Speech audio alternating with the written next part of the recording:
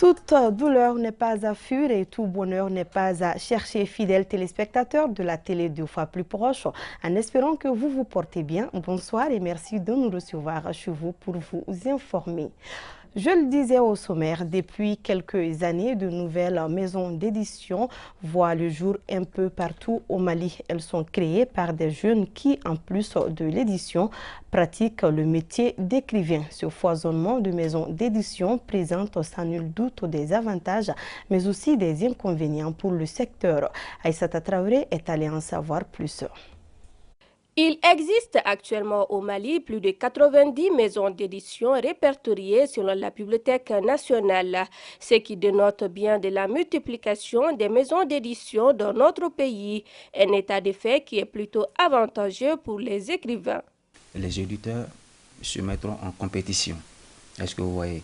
Donc chacun va essayer de baisser le coût des frais d'édition, qui est d'ailleurs très élevé, et je pense qu'en essayant de baisser le coût des frais d'édition et de faire des productions de qualité, cela va donner beaucoup d'avantages aux écrivains. Lors de la publication de mon deuxième livre, en fait, j'ai appelé 3 maisons d'édition différentes. La première m'avait proposé 300 000, je me suis dit que ça c'est trop, je ne pouvais pas le payer. La deuxième m'avait dit 400 000, ça c'est encore pire. Donc la troisième maison d'édition m'a dit oui, bon, tu peux venir, on peut déjà publier ton livre. Après la publication, on va voir comment est-ce qu'on peut faire la communication autour du livre pour que ça soit vendu et que toi et nous, on puissions gagner ensemble. Donc s'il n'y avait pas assez de maisons d'édition, j'en suis sûr que mon deuxième livre n'aurait pas vu le jour. Ça facilite d'abord la publication des livres pour les jeunes écrivains et en plus ça réduit aussi les frais d'édition, parce que si les frais d'édition est à partager, l'écrivain paye moins et en plus l'écrivain aussi a le choix de voir au niveau de quelle maison d'édition il a plus de revenus.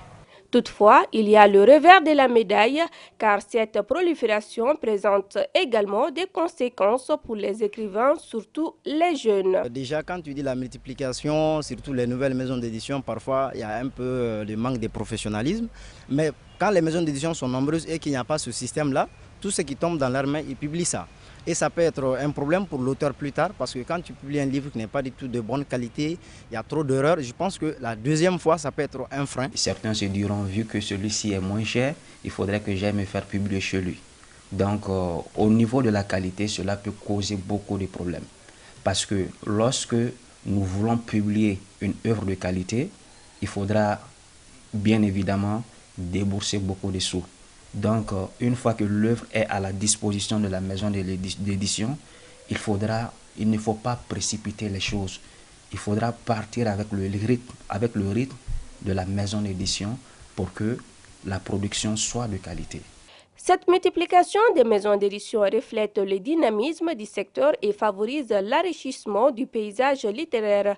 Toutefois, le manque de qualité caractérise certains des ouvrages qu'elle publie, estime des férus de la littérature. Et on voit que les problèmes d'aujourd'hui sont posés, les livres deviennent plus accessibles avec ces maisons qui ne demandent pas beaucoup et assez de frais pour cela. Il y a des œuvres qui paraissent sans vraiment beaucoup de sérieux au niveau du contenu de la lecture, parce qu'on voit qu'il y a beaucoup de choses qui ne marchent pas, surtout les fautes grammaticales, beaucoup d'incorrections en fait. J'ai récemment lu un livre, un livre dont la fin est au milieu.